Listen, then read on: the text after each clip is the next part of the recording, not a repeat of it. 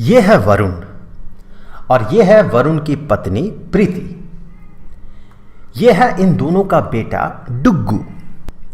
डुग्गू के शरीर में जो सेल्स है उन सेल्स में जो डीएनए है वो डीएनए इसने अपने माँ और पिताजी से इनहेरिट किया है।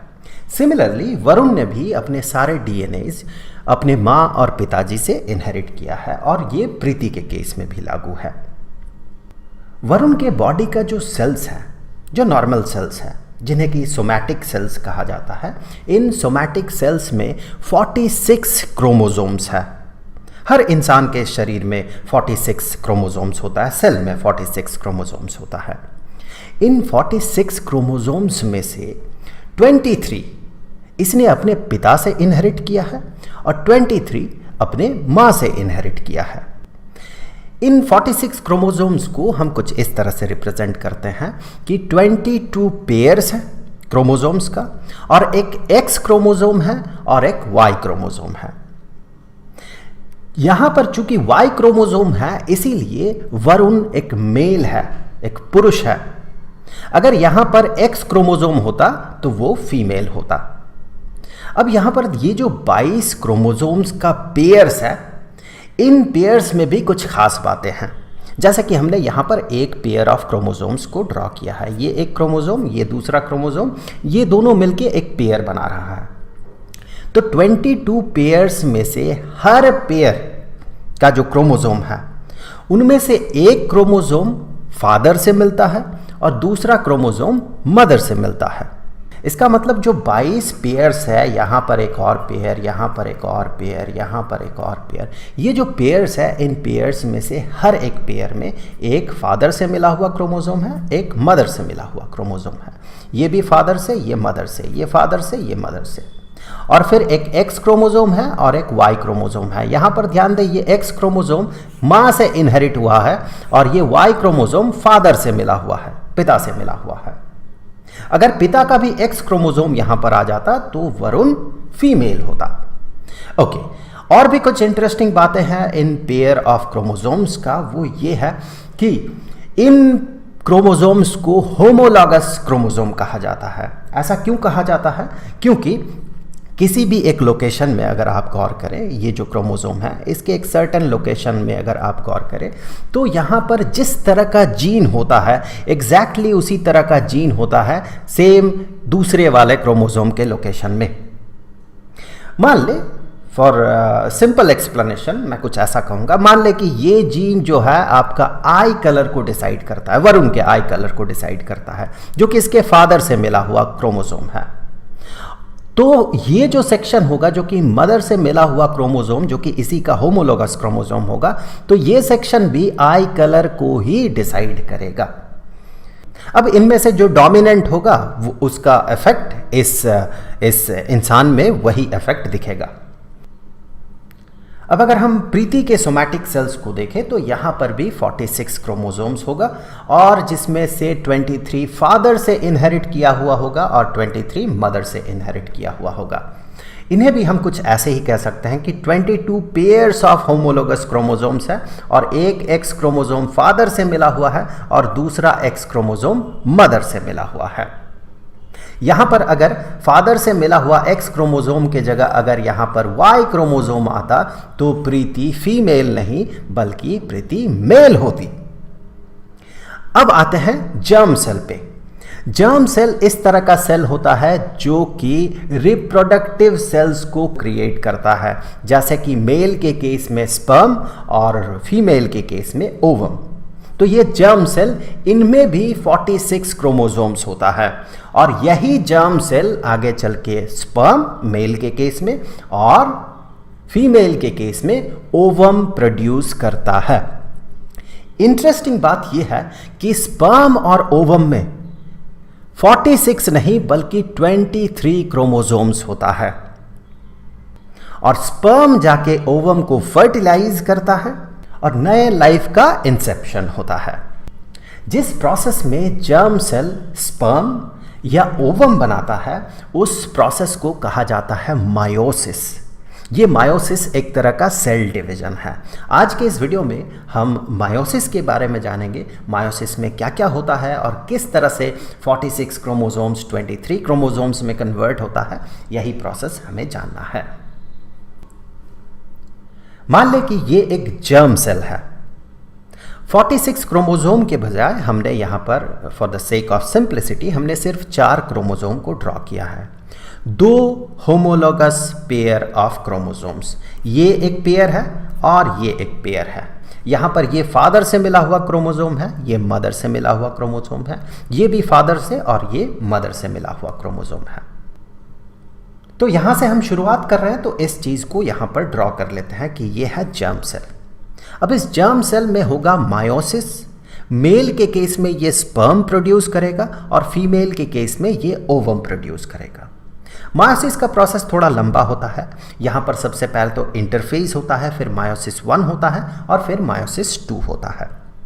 इंटरफेज में सबसे पहले तो ग्रोथ फेज होता है, जहाँ पर कि सेल बड़ा होता है, इसका जो रिक्वायर्ड न्यूट्रिएंट्स है उसे वो कंज्यूम करता है, उसे प्रोड्यूस करता है, रिक्वायर्ड प्रोटीन को सिंथेसाइज करता है। फिर इसका होता है सिंथेसिस फेज। सिंथेसिस फेज में सबसे पहले तो ये जो क्रोमेटिन है ये खुद को रेप्लिकेट करता है और एक जगह से वो ओरिजिनल और रेप्लिकेटेड जो कॉपी है वो एक जगह से अटैच्ड होता है, जिसे कि हम सेंट्रोमियर कहते हैं। जैसे कि ये मान ले क्रोमेटिन है, ये क्या करेगा, सबसे पहले तो अपने आप को रेप्लिकेट करेगा और ये जो कॉपी है ये कॉपी इसके साथ ओरिजिनल के साथ एक जगह पे अटैच्ड हो जाएगा। इस जगह को कहा जाता है सेंट्रोमियर। और ये जो 2 स्ट्रैंड्स है ओरिजिनल और कॉपी, इन दोनों को कहा जाता है क्रोमेटिड्स और हम इसे कहते हैं सिस्टर क्रोमेटिड्स। ये जो है यही आगे चल के कंडेंस्ड होता है और कंडेंस्ड होके ये बनाता है क्रोमोसोम। तो ये तो पहला चीज होता है सिंथेसिस फेज में। दूसरा होता यह है कि ये जो सेंट्रोजोम है, सेंट्रोजोम खुद को रेप्लिकेट करता है। तो ये 2 खास चीजें होती है इंटरफेज के सिंथेसिस सब फेज में। उस चीज को चलिए हम लोग यहां पर ड्रॉ कर लेते हैं। वैसे देखा जाए तो इंटरफेज में सबसे पहले ग्रोथ होता है, फिर ये सिंथेसिस होता है। अब आते हैं मायोसिस 1 में। यहां से सेल एंटर करता है मायोसिस के प्रोसेस में। अब क्या होता है देखिए, सबसे पहले यहां पर प्रोफेज शुरू होता है। मायोसिस 1 का प्रोफेज, जिसे कि प्रोफेज 1 कहा जाता है। प्रोफेज 1 में सबसे पहले तो ये जो न्यूक्लियर मेम्ब्रेन है, ये न्यूक्लियर मेम्ब्रेन डिसइंटीग्रेट करता है, टूटता है।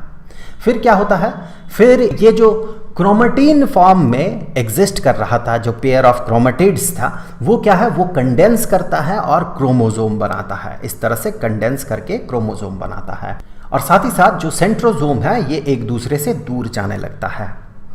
इस फेज में एक बहुत ही इंटरेस्टिंग चीज़ होता है, वो ये कि यहाँ पर जो होमोलोगस क्रोमोसोम्स है, ये होमोलोगस क्रोमोसोम्स बहुत करीब आ जाता है और करीब आके इन सम केसेस, हमेशा नहीं, इन सम केसेस ये जीन को एक्सचेंज करता है। इसका जीन इसमें आ जाता है और इसका जीन इसमें आ जाता है।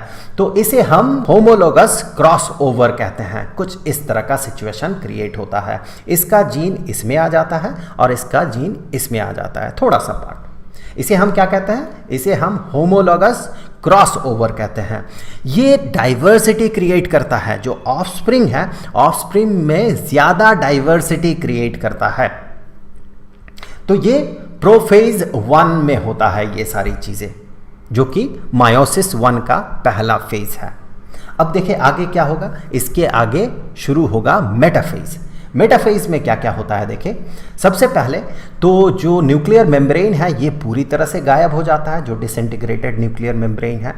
सेंट्रोजोम सेल के 2 अपोजिट एंड्स में चला जाता है और ये जो क्रोमोसोम्स है, ये क्रोमोसोम्स अपने आप को इक्वेटोरियल प्लेन में अलाइन करता है।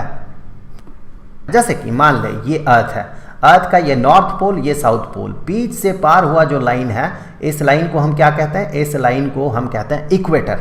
अब ये जो प्लेन बन रहा है, इस प्लेन को इक्वेटोरियल प्लेन कहा जाता है। सिमिलरली आप यहाँ पर देखें, इसे अगर हम एक पोल माने, इसे दूसरा पोल माने, तो फिर यहाँ जो एक प्लेन बनेगा इक्वेटर, ये बनेगा इक्वेटर, और जो प्लेन बनेगा यहाँ पर उसे इक्वेटोरियल प्लेन कहा जाएगा। तो सेंट्रोसोम जो है ये सेल के दो अपोजिट साइड में चला जाता है, और जो क्रोमोसोम्स है ये क्रोमोसोम्स इक्वेटोरियल प्लेन में खुद को अलाइन करता है।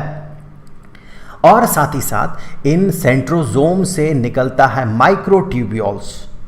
एक सेंट्रोसोम से दूसरे सेंट्रोसोम तक जा सकता है माइक्रोट्यूब्यूल, या फिर एक सेंट्रोसोम से जाके ये जो क्रोमोसोम है उस क्रोमोसोम के साथ ये अटैच हो जाता है। तो ये तो होता है मेटाफेज 1 में। अब शुरू होता है एनाफेज 1। एनाफेज 1 में क्या होता है कि ये जो माइक्रोट्यूब्यूल्स है, ये माइक्रोट्यूब्यूल्स इन क्रोमोसोम्स को सेंट्रोसोम की तरफ खींचता है। तो इस तरह से ये सेंट्रोसोम की तरफ इसे खींच रहा है। तो ध्यान रखें एक बात कि यहां पर जो क्रोमोसोम्स था ये होमोलोगस क्रोमोसोम था। तो होमोलोगस पेयर का एक क्रोमोसोम एक तरफ चला जाता है, दूसरा क्रोमोसोम दूसरे तरफ चला जाता है। जैसे कि हमने ये माना था कि ये फादर से मिला हुआ क्रोमोसोम है, ये मदर से मिला हुआ क्रोमोसोम एक दूसरे का जो होमोलोगस क्रोमोसोम है, ये मदर से मिला हुआ क्रोमोसोम है, ये फादर से मिला हुआ क्रोमोसोम है, एक दूसरे का ये होमोलोगस क्रोमोसोम्स है। तो यहाँ पर ध्यान दें कि होमोलोगस क्रोमोसोम्स का एक क्रोमोसोम, हर एक पेयर में से एक क्रोमोसोम सेल के एक साइड में जाता है, तो दूसरा क्रोमोसोम दूसरे साइड में चला जाता है। ये तो होता है एनाफेज 1 में। अब शुरू होता है टेलोफेज 1। टेलोफेज 1 में क्या होता है? सबसे पहले तो ये माइक्रोट्यूब्यूल्स जो है ये वैनिश करने लगता है, और ये क्रोमोसोम्स जो है वापस से ये खुलने लगता है और न्यूक्लियर मेम्ब्रेन अपीयर करने लगता है। ये होता है टेलोफेज 1 में। और इसी दौरान, इस मायोसिस 1 के दौरान, ये जो है इसे मायोसिस 1 कहते हैं हम, इस मायोसिस 1 के दौरान एक और चीज़ होती है, वो होता है साइटोकाइनेसिस। वो क्या होता है कि सेल में एक क्लीवेज क्रिएट होता है, और फिर वो क्लीवेज बड़ा होते जाता है, और जो साइटोप्लाज्म है ये साइटोप्लाज्म स्प्लिट कर जाता है, और इस तरह से दो नए सेल्स बनते हैं। इस प्रोसेस को साइटोकाइनेसिस कहा जाता है। वैसे देखा जाए तो साइटोकाइनेसिस टेलोफेज 1 के बाद नहीं होता है, बल्कि साइटोकाइनेसिस इस मायोसिस 1 के दौरान ही होता है। तो इसे हम अलग से एक प्रोसेस नहीं कहते हैं नॉर्मली। ये इन सारे सब फेजेस जो है, प्रोफेज, मेटाफेज, एनाफेज, टेलोफेज, इनके साथ ही साथ ये साइटोकाइनेसिस भी होते रहता है। तो इस तरह से अभी खत्म हो गया मायोसिस 1। अब इन दो सेल्स में चलिए सिर्फ एक सेल को हम यहां पर कंसीडर करते हैं। अब ये एंटर करेगा मायोसिस 2 में। वैसे दोनों का दोनों सेल मायोसिस 2 में एंटर करेगा। For the sake of simplicity हमने सिर्फ एक सेल को यहां पर कंसीडर किया। अब ये सेल एंटर करेगा मायोसिस 2 में। मायोसिस 2 में भी प्रोफेज होगा, मेटाफेज होगा, एनाफेज होगा, टेलोफेज होगा। उसे हम प्रोफेज 2, मेटाफेज 2, एनाफेज 2 और टेलोफेज 2 कहेंगे। चलिए देखते हैं मायोसिस 2 में क्या होगा। सबसे पहले होगा प्रोफेज 2। उसमें क्या होगा? सबसे पहले तो सेंट्रोसोम अपने आप को डुप्लीकेट करेगा, अपने आप का कॉपी बनाएगा, और फिर ये जो न्यूक्लियर मेम्ब्रेन है ये न्यूक्लियर मेम्ब्रेन वैनिश कर जाएगा, और साथ ही साथ ये जो क्रोमेटिड फॉर्म में था, ये पेयर ऑफ क्रोमेटिड्स था, सिस्टर क्रोमेटिड्स था, ये कंडेंस होके क्रोमोसोम बनेगा, और ये जो सेंट्रोसोम्स है ये एक दूसरे से दूर जाने लगेगा। ये होगा प्रोफेज 2 में। फिर शुरू होगा मेटाफेज 2। मेटाफेज 2 में क्या होगा? सबसे पहले तो ये जो न्यूक्लियर एनवलप है ये एनवलप गायब हो जाएगा, nuclear membrane, disintegrated nuclear membrane ये गायब हो जाएगा। जो सेंट्रोसोम्स है ये अपोजिट एंड में चला जाएगा सेल का, और जो क्रोमोसोम्स है ये अपने आप को इक्वेटोरियल प्लेन में अलाइन करेगा, और साथ ही साथ माइक्रोट्यूब्यूल्स अपीयर करेगा सेंट्रोसोम से।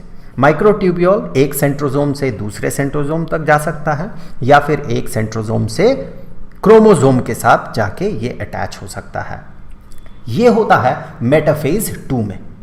अब ये एंटर करेगा एनाफेज 2 में।